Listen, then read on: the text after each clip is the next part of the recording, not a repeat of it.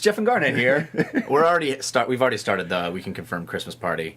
It is in full swing in the other room. It is, and we're here to talk about our favorite Christmas memories or things, which I was just saying, I feel like I've done this a bunch of times. Yeah. So I'm fretting over which story to tell. Well, I have a brand new one that just happened to me last weekend. Well, yeah. I gave my 8-year-old nephew Pokemon White 2 and Pokemon Black 2 for his DS. And I have never seen a kid go more apeshit for gifts. That's awesome. It was amazing. He literally, 8 years old, he goes, I think I'm going to faint.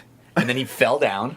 And then he got up and he ran over to me and he said, I love you, Uncle Jeffy. And he put his arms around me. The best part I was like, I would pay any amount of money in the universe for that reaction. It was the greatest. But do you remember when you had that reaction to Christmas gifts like that? Yeah. I totally remember that. I completely remember that. I remember getting, for the Super Nintendo, I remember getting ActRaiser.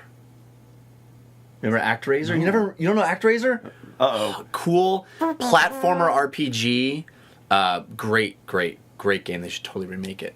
But I got it from my aunt, who never was like always clueless about what to get me, and so my mom must have told her that she would never have gotten that game for me. And I was just so dumbfounded that she would have gotten something that I actually wanted that I went bananas and was like, thank you so much, and then ran to my room and plugged it in, and they never saw me again. Did you always wind up doing like a lot of gaming over holidays? Well, yeah, it's holidays the best were time. always gaming for me. Yeah. Especially like during college. So I remember like during college, I mean, I've told a bunch of stories about, obviously we used to always have like Madden Fest at my house. One thing that was cool was my stepdad had like a bunch of Apple IIs. He went like through the whole series of like Apple II, Apple II Plus, Apple IIe, and we went through all those generations of games. It was fun because like I could go home over Christmas and like hole up inside the study and be like, man, I'm going to play the shit out of, like, Zork 3. Yeah. Or I'm going to, like, just hunker down and play all of Hitchhiker's Guide to the Galaxy. I'm playing that whole bitch right now. Yeah. And I totally bombed through. Well, one Christmas I bombed through Bard's Tale. The original one with, like, the... It's one of my favorite games ever. It was such a good music. And that's funny because at the same time, I could have been playing all the Ultimas, which you legendarily those love. are my Ultima 7 I know is you my love favorite those. game ever. But I didn't play those. I played Bard's Tale. I Wizardry? played a lot of the Wizardry. Definitely played that. Night Magic? Oh man, Wizardry was crazy. Wizardry, like with just the line graphs, like walking through a hall. And did you like do the deal where you like kept like the graph paper and? Oh, of course you had like, to, because the games didn't do it for you. Yes. You had to do it all yourself. You had to take down notes and you had to graph the dungeons because you had no idea what. Might and Magic was the big one for that. I remember like Might and Magic. Remember they did the one too where it was the two Might and Magic games that connected to each other. One was like the Day World and one was like that was awesome.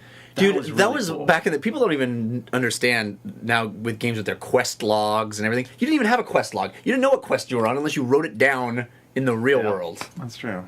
Oh, you know another one that was awesome was Return to Krondor. That was another awesome classic role-playing game. Pools of Radiance? Did you ever play that? Oh, of course. Yeah, the Gold Box. All the Gold Box games. All those Gold Box games were freaking Eye of the Beholder. Eye of the Beholder. Those were awesome. Oh, awesome. Those were serious. And that's what my Christmases were all about. It's like go home and like say, hi Mom, okay, I'll come out for dinner, and then like stay up till like ridiculous o'clock playing that stuff. Overnight it's like you're home from Christmas break. You don't really get to do that once you become an adult so much. I don't know, man. This is the season for me where I get into MMOs because I suddenly have free time and I can like play an MMO and be on. I thought I was gonna have free time this week. I haven't had any free time.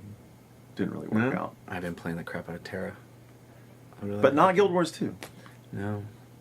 That's sad because Guild Wars 2, like the great thing about a lot of these games is that then they do holiday specials. Like I remember the first, there's another one, that's one I haven't actually thought of before. I remember the first year I played World of Warcraft and they did the holiday special stuff. Yeah. And I was like, oh my god, this is the coolest thing ever. It's like I'm going into org and there are actual Christmas events to go to and they're presents.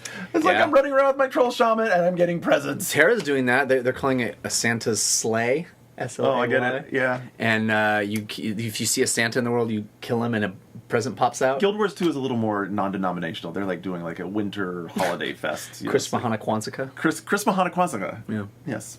Well, we hope you're having a great time with your Chris Mahana Kwanzaa and playing lots of games. You've been practicing that, haven't you? I have. It's a trick.